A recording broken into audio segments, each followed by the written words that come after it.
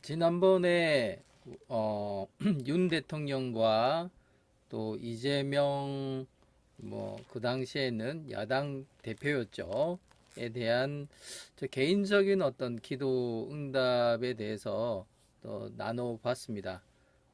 그 부분에 대해서는 물론 저 개인은 좀 어, 아무래도 보수 성향에 가깝지만은 기도를 하고 또 어떤 대화가는 형국은 결국은 그 우리 민주당의 이재명 대표가 대통령이 되는 그런 상황까지 와 버렸어요. 그런 부분들을 보고 또 이것이 실제 저는 어, 어떤 크리스찬으로서 또 하나님께 어떻게 생각해야 되고 또 제가 어떻게 받아들여야 할지 이제 기도하면서 또 제가 받은 부분에 대해서 나누도록 하겠습니다. 뭐 각자 받아들이는 부분들은 뭐 자유일 거라고 봐줘요. 저는 뭐 어쨌든 제 간증이고 또 저한테 또 하나님께서 제 개인적인 감동을 주신 거는 이제 궁일이 여기는 마음하고 또 마찬가지로 이것을 전했을 때 각 사람들에게 마음과 생각을 지키신다고 하셨으니까 각자 본인이 감동대로 해석될 거라고 저는 생각되어져요. 뭐 본인 성향이 우파 성향이든 뭐 좌파 성향이든 우리 믿는 크리스찬들에게는 또 이런 부분들을 이제 본인 스스로가 어떻게 받아들일까에 대해서는 또 하나님께서 각자에게 마음과 생각을 지키신다라고 제게 응답을 주셨기 때문에 저는 또 반드시 그렇게 하시리라 믿습니다. 그리고 저에게 사도 바울이 이렇게 또 고린도 교회에게 권면하는 말씀을 보여주셔서 아 그래도 내가 그 기도하고 응답받은 부분들을 물론 내 개인적인 체험이고 개인적인 응답이지만은 뭐 이게 뭐 절대적인 건 아니잖아요. 제 개인적인 거기 때문에 그래서 그렇지만 권면 이게 이제 무슨 강요나 명령이 아니죠. 권면하는 부분으로 말씀에 비추어서 뭐 이런 부분들에 대해서 이야기하라라는 부분에 대해서 또 제가 응답 받은 부분들이 있기 때문에 저도 또 제가 그 말씀에 저는 또 기도했으니 그래 응답 받았으니 저는 제대로 순종해야 되겠죠. 네, 그렇게 해서 지금 이 영상을 또 찍게 되었습니다. 자, 일단은 뭐 지난번에 그 1월 2025년 1월 15일에 이제까지 이제 응답받은 부분에 대해서 이야기를 드렸고요. 그리고 대통령 선거가 이제 있게 됩니다. 뭐 다들 아시겠지만은 작년 6월 3일에 있었죠. 그래서 저는 5월 26일 날 또 이렇게 누가 대통령이 될 것인가에 대해서 기도를 했습니다. 그 당시에 김문숙 장관도 굉장히 박빙이었고요. 또 열심히 다들 뭐 크리스찬들은 다 김문수 장관이 대통령 되기를 바랬을 겁니다. 네, 저도 마찬가지였고요. 그렇지만은 우리의 생각과 하나님의 생각은 또 달라요. 그러니까 기도라는 거는 내 뜻이 이루어지게끔 하는 것이 기도가 아니라 하나님 뜻이 이루어지게끔 하는 것이 또 기도인 거고요. 그런 부분들이 있어요. 근데 그 하나님 뜻을 잘 모르겠다. 그런 부분들은 우리가 아직 하나님과 더 많이 친밀해져야 된다는 그런 부분인 것 같아요. 저도 여러 가지 기도하면서 응답 받으면서 조금씩 조금씩 하나님이 우리나라를 향한 마음에 대해서 조금씩 알게 되어진 것 같아요. 어, 저는 그냥 우리나라가 기독교 국가가 되어져서 뭐 온 나라가 다 성령 충만하고 잘 먹고 잘 살고 뭐 풍성하고 뭐 이런 부분들도 또 마음 한구석에선 바란 부분도 있겠지만은 어, 또 하나님께서 바라시는 거는 또 우리나라에게는 좀 회개 부분을 요구하시고 그리고 또한 북한에게는 궁일이 여기는 마음과 복음 전파를 하기 위한 그런 어떤 구원의 마음들을 읽었습니다. 그래서 제가 그 어떤 그 정치 부분에 있어서 이제 조금씩 하나님 마음에 대해서 좀 알아가기 시작하면서 아, 에, 제가 제 관점을 조금씩 내려놓게 되었어요. 그래서 뭐 남이 뭐 저 사람 뭐 좌파 아니냐 뭐 이렇게 할 수도 있겠지만은 저는 좌나 우나 그보다는 떠나서 하나님의 마음 중심에 더 가려고 그렇게 또 좀 노력하려고 합니다. 물론 뭐 저 또한 의롭거나 뭐 완전하거나 이러지는 않습니다. 저 또한 죄인이고 하나님 앞에서 엄청난 1만 달란트의 그 빚을 탕감받은 자이기 때문에 제가 제 주변에 100 데나리온 빚진 자한테 막 이렇게 정죄하면서 비난하면서 용서 못하고 뭐 이렇게 할 처지가 아닌 것 같아 저는. 그래서 저는 그런 감동으로 또 주시는 말씀에 따라서 또 말씀드리는 거고 거기에 따라서 여러분들도 하나님께서 생각과 마음을 지키시기 때문에 받아들일 부분 받아들이고 그리고 또한 긍휼히 여기주시는 마음들 생길 것이고 또한 마찬가지로 또 우리가 앞으로 어떻게 살아가야 될 것인가 라는 부분에 있어서 또 하나님께서 밝히 한 사람 한 사람 각자 바르게 전 인도하실 거라 믿습니다. 전 그런 부분에 있어서 이제 사도 바울의 마음으로 이제 권면하는 부분들이고요. 또 그렇게 하라고 또 명령하셨기 때문에 그런 마음 가지고 합니다. 이재명 야당 대통령 5월 26일 작년이죠. 6월 3일 대통령 선거를 앞두고 떤 대통령이 됩니까? 이재명이 뭐 저는 그래 물어봤어요. 네, 저는 그 에레미야 얘가 이건 뭐 제 말씀을 받는 부분들은 뭐 저희 어떤 의지가 개입이 안 되기 때문에 거기에 무슨 말씀이 적혀 있는지 저는 몰라요. 어, 자, 에미리야 3장 6절 나를 어둠 속에 살게 하시기를 죽은 지 오랜 자 같게 하셨도다. 이 말씀을 보면은 이제 죽은 지 오래됐다. 하나님 보시기에. 네. 그래서 이재명 야당 대통령이 옛날에 한때 뭐 크리스찬이라고 하고 뭐 본인 말로는 뭐 교회 집사라고도 하고 그러지만은 하나님 보시기에는 이제 죽은 지 오래된 자다. 어쨌든 뭐 한때 크리스찬이었다면은 좀 빨리 이런 하나님께서 이런 말씀을 주셨을 때 회개하기를 바라고 첫사랑을 회복하기를 바랍니다. 자, 사사기 4장 8절 보도록 하겠습니다. 사사기 4장 8절 바락이 그에게 이르되 만일 당신이 나와 함께 가면 내가 가려니와 만일 당신이 나와 함께 가지 아니하면 나도 가지 아니하겠노라 하니.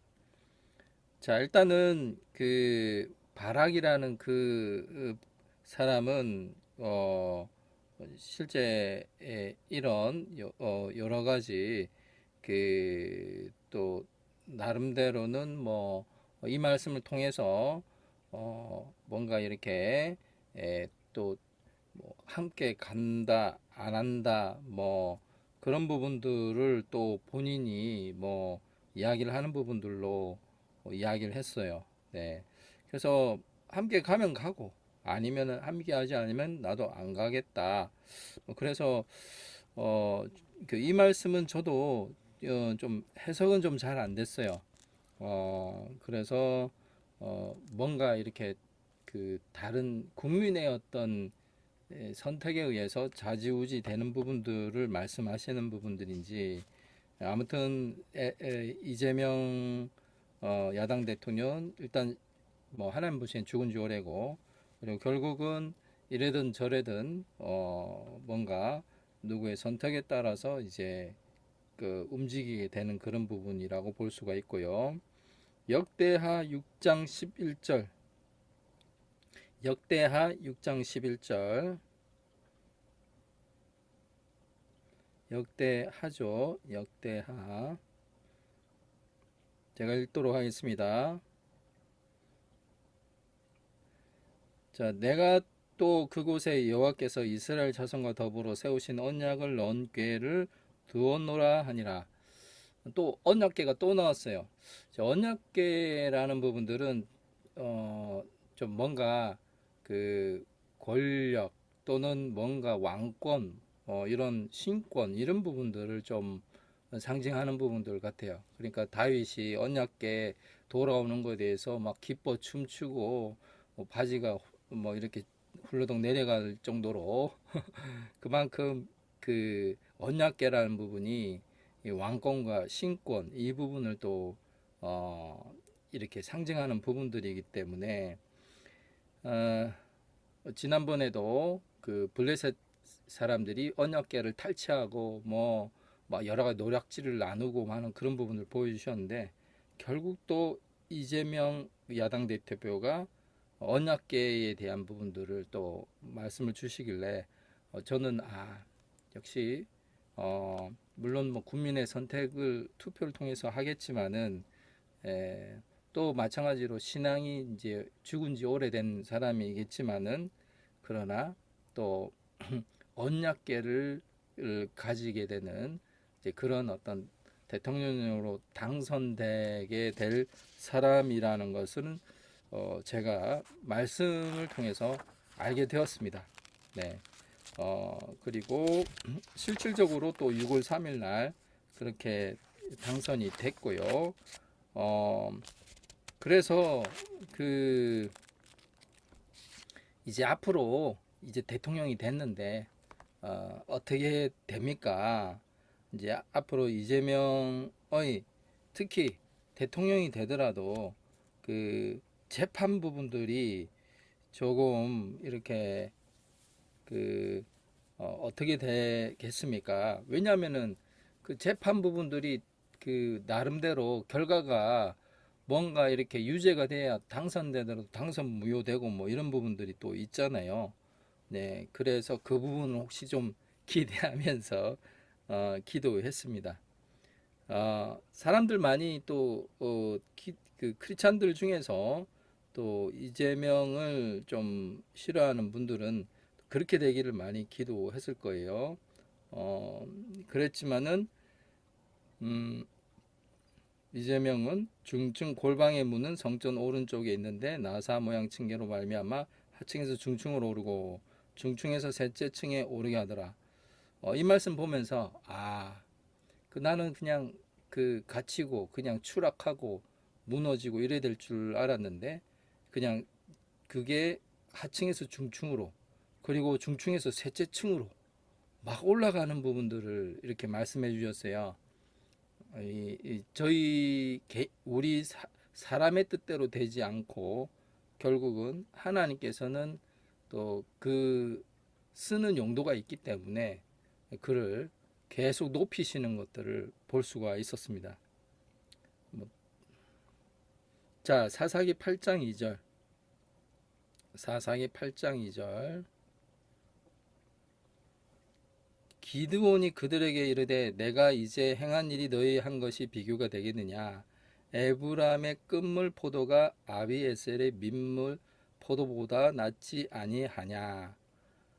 자, 그 실제 어떤 이재명은 그 재판이나 이런 부분들은 뭐 이렇게 오히려 더 그런 결과와 상관없이 점점점 높아지고 또 이렇게 승승장구하게 되는 부분들을 조금은 보여주셨고요. 그건 또 다 하나님의 섭리가 있겠죠. 우리가 어떻게 다 알 수가 있을까요? 그죠? 어, 그렇죠. 우리는 그냥 하나님 뜻이 이루어지기를 바랄 뿐이죠. 또 그게 이렇게 기도하는 부분들이고요. 이 부분은 뭔 말이냐면은 사사기 8장 2절 기드온이 막 협상하는 거예요. 그 에브라임 사람하고 같이 뭔가 그 미디안 왕들 막 쳐 주기로 했는데 그래서 이제 에브라임이 막 불평불만하는 거예요. 이제 서로 공로 그런 거 가지고 따지는 거죠. 그러니까 분쟁이 생길 것 하니까 기드온이 야야, 네가 내보다 낫지 않냐? 우리가 한 게 비유가 되겠냐? 하면서 남을 막 띄워주고 높여주는 거예요. 이게 외교술이에요, 외교술. 어, 이재명에 대해서 이렇게 보여주신 거예요. 그분은 굉장한 외교술을 가지고 있어요. 그 남한테 이 혀로 이렇게 막 그 칭찬해주고 띄워주고 하면서 뭔가 이렇게 협상력 부분에 있어서 아마 뭐 가장 좀 탁월하지 않을까, 이제 그런 부분들이라고 봐집니다. 아무튼 그 기드온이 막 사람들한테 이렇게 말로서 막 이렇게 좀뭐 그 뭐랄까 어 어쨌든 자기 편으로 끌어들이는 협상하는 부분들을 보여주셨고요. 실질적으로 지금까지도 그렇게 하고 있어요. 그 이재명 대통령의 외교술만큼은 뭐 아무튼 뭐 그 역대 대통령 중에서 조금은 뭐 떨어지지는 않는다. 뭐 그게 당분간은 이제 그런 부분들이 좀 에, 하나님께서 그렇게 쓰실 거라고 봐집니다. 어, 그리고 또 누가복음 3장 19절, 누가복음 3장 19절. 자, 분봉왕 헤롯은 그의 동생 아내 헤로디아의 일과 또 자기가 행한 모든 악한 일로 말미암아 요한에게 책망을 받고, 이 말씀을 통해서 자, 이렇게 잘 되고 잘 나가고 뭐 사람들한테 막 인정받고 하는 부분들이 세상적으로는 굉장히 성공한 것처럼 보이죠. 그죠? 그렇지만은 우리의 관점은 하나님의 관점으로 봐야 된다는 거죠. 이것을 분봉왕 헤롯, 그래서 이재명 대통령을 저한테 보여주신 거는 헤롯, 분봉왕 헤롯이라는 부분들을 보여주었어요. 뭐 그래서 뭐 이렇게 그 여러 가지 악행, 음행 이런 것들을 했잖아요. 이제 그래서 또 마찬가지로 그 부분에 대해서 이제 세례 요한이 막 이렇게 광야에서 이렇게 외치고 회개하라 하고 그랬습니다. 어, 저는 이 부분들이 조금은 가슴에 와닿았어요. 조금은 저한테 영감을 주었는데, 어, 세례 요한처럼 이렇게 그 회개를 촉구해야 되고, 이제 죄에 대해서 이렇게 분명하게 이야기를 해야 되겠구나. 그리고 또 그래서 혹시나 돌이켜서 회개하면은 그건 하나님께 영광이고, 그렇지 않으면은 이제 또 하나님의 심판이 있겠죠. 결국 헤롯은 나중에 뭐 결국 이 헤롯이 있잖아요. 처음에 성경에도 나와 있지만은 하나님을 두려워했어요. 특히 세례 요한의 말에 굉장히 두려워하고 그랬어요. 그러니까 이 처음에 이 헤롯은 나름대로 하나님에 대한 또 선지자에 대한 어떤 두려움들이 있었어요.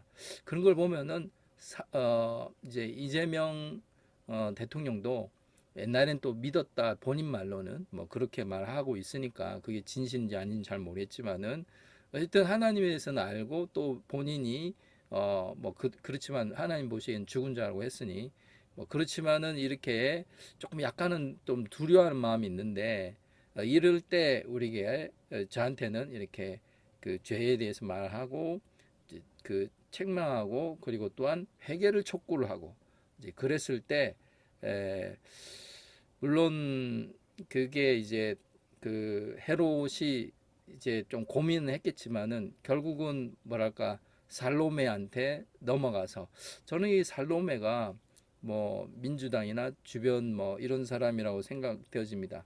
뭐 꼬임이나 아니면 뭐 어떤 주변의 어떤 상황에 꼬임에 넘어가서 결국은 그 본인의 어떤 의사연은 아니었지만 어쨌든 간에 결국은 그 세례 요한의 처음에 의도와는 달리 그 목을 베게끔 되어 버렸죠. 그렇게 해서 나중에 헤롯은 망합니다. 네, 전부 다 이렇게 죽게 되죠. 망하고. 자, 그런 부분들. 자, 일단은 하나님은 그 심판을 사람들한테 준비를 하고 계시고 또 마지막 날에 뭐 이렇게 공의 하나님으로 오시지만은 또 그런 심판 전에는 모든 사람이 구원받기를 원하시는 그런 어떤 사랑의 하나님, 긍휼의 하나님이기도 합니다. 그래서 우리가 싸워야 할 대상은 이렇게 사람이 아니라 이렇게 어둠의 권세, 그리고 또 그런 어떤 악한 영에 대해서는 우리는 대적해야 되고 주 예수로 내쫓아야 되고 또 파쇄가 되도록 해야 되겠지만은 사람 자체에 대해서 이렇게 미워하거나 정죄하거나 뭐 이렇게 뭐 저주를 퍼붓거나 하는 것은 좀 크리스찬으로는 제 마음으로는 옳은 것이라고는 생각되지는 않아요. 왜냐 일단은 보여주신 게 헤롯에 대해서 보여주셨으니까 약간 두려워하는 마음 또 옛날에 또 아나니아 삽비라도 보여주셨지만은 일단 하나님에 대해서는 알고는 있잖아요. 네, 순종을 안 하고 듣지를 않아서 그렇지. 결국 다 동일하게 두 번씩이나 심판받고 멸망받는 부분들을 보여주셨거든요. 이런 부분들을 그러면은 말 안 해줄 수 있느냐? 당신한테 심판이 이른다. 망할 수 있다. 하나님 말 안 들으면은 하고 해결을 촉구를 해야죠. 그게 크리스찬의 의무이고 이거는 뭐 좌우를 떠나서 또 하나님의 백성으로서 해야 할 일이라고 저는 생각되어집니다.